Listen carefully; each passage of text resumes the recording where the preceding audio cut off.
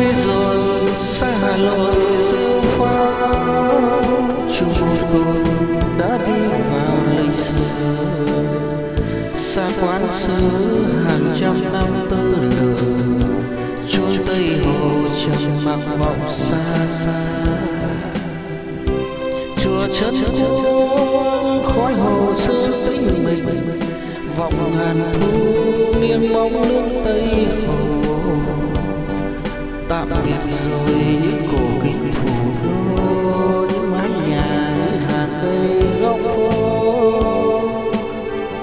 Hà Nội ơi, mái nhà xưa còn đó, những huy năm tháng chẳng phai mờ. Phút chia buồn ta gói cả vào thơ, để mai ngày đến bên bờ biển nàng.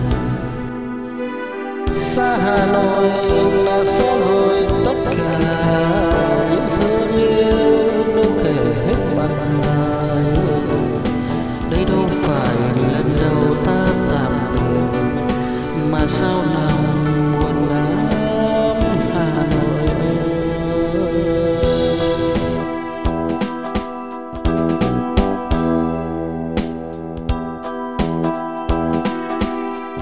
Mai ta đi rồi xa Hà Nội rêu pha, chung một cồn đã đi vào lịch sử. Xa quán xứ hàng trăm năm tơ lửa, chốn Tây Hồ trầm mặc vọng xa xa. Chùa Trấn Quốc khói hồ sơ tĩnh mình, vọng ngàn thu nghiêng bóng nước Tây Hồ. Tạm biệt rồi những cổ kính thủ đô, những mái nhà những hàng cây góc phố. Hà Nội ơi, mái nhà xưa còn đó, những huy năm tháng chẳng phai mờ. Phút chia buồn ta gói cả vào thơ, để mai ngày đến bên bờ biển nàng. Xa Hà Nội là xa rồi tất cả, những thương yêu đâu kể hết bằng lời. Đây đâu phải lần đầu ta tạm biệt, mà sao lòng buồn lắm Hà Nội ơi.